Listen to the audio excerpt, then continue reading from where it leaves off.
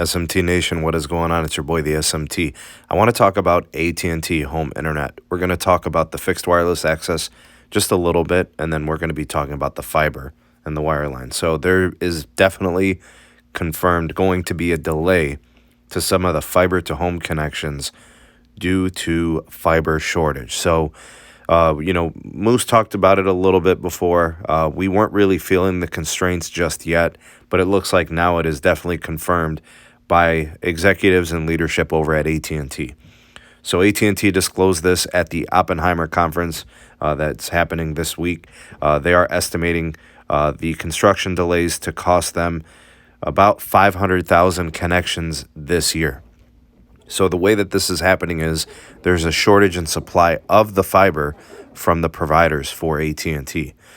They're saying that up until this point, it hasn't really been an issue, but it looks like there's kind of been a snag at this point, and there's really nothing that they can do except be at the mercy of the supply chain. So I know they wanted to be at, 3 million homes this year. They're going to come up a little bit short. They're saying they're going to come in at about 2.5 million deployments this year.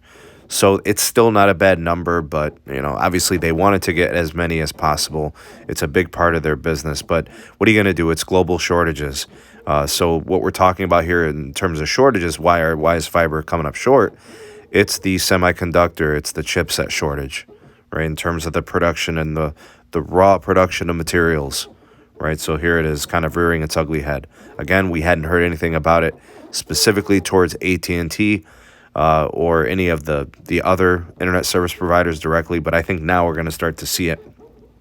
AT&T did say that they expect 2021 the rest of the way to potentially have these shortage issues, but they're saying after this year, they're going to be hitting things full-fledged due to their preferred place in the supply chain. So it looks like they're in pretty good with their fiber providers, and they will be able to bounce back pretty quick. And actually, they're probably going to bounce back the quickest of any home internet service provider, as they are the United States' largest fiber deployment ISP.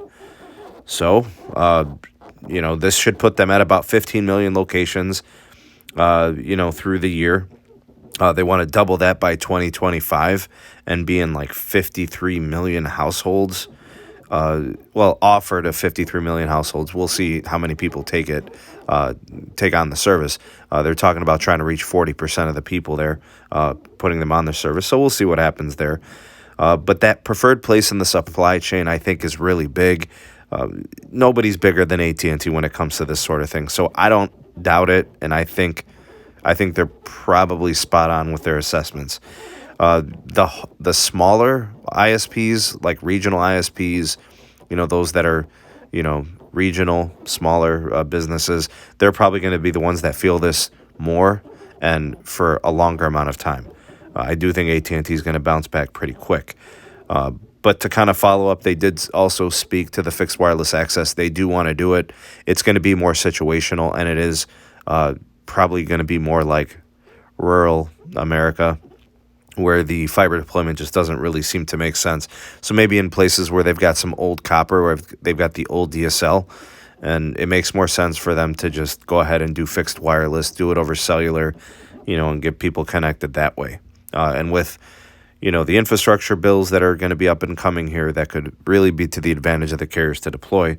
I don't think it should be any issue there. But just to throw this out there, if you're in an area that was supposed to get fiber, maybe has been on the map for fiber, you've been inquiring, you've been wondering where's the AT&T fiber at, this could be the issue why it's either been delayed or it's been put on hold in your particular area.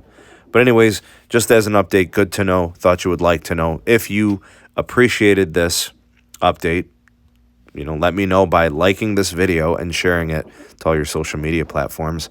Also, comment down below your thoughts. I don't know if you're in the industry, in the business, or what you've been seeing in your neck of the woods. Go ahead and sound off in the comment section below. You all are the voice of the people, the SMT Nation. Let your voice be heard. And if it's your first time here, subscribe for more SMT content. Turn on the bell notification icon so you never miss an upload. And we will see you all on the next video. Peace. Thank you for taking this opportunity to watch the SMT YouTube channel. If you appreciated this video, give it a like and a share to all your favorite social media platforms. Thank you in advance for that. Also, check out some of the links in the description box. We have the SMT Patreon page. We also have the Twitter handle at SneedTech.